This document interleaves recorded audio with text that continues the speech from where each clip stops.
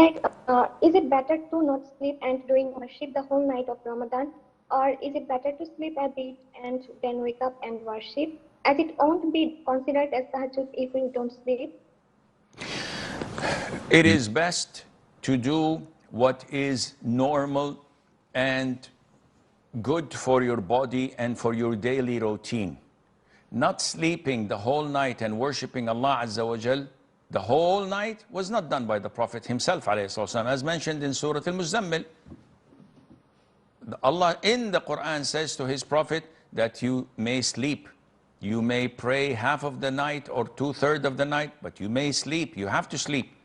Because if you don't sleep, this means that the whole day would be spent in sleeping and you would not be able to study or to go to work or to do your chores at the home. And this is not Islam.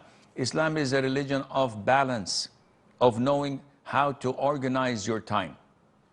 The last 10 nights of Ramadan is a different story, because this is 10 nights throughout the whole year where you are trying to detect Laylatul Qadr, so you spend your time in dhikr, salat, Quran, and the likes.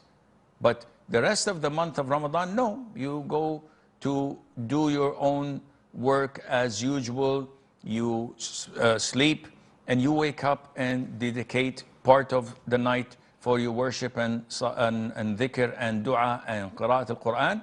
That would be more than fine, inshallah.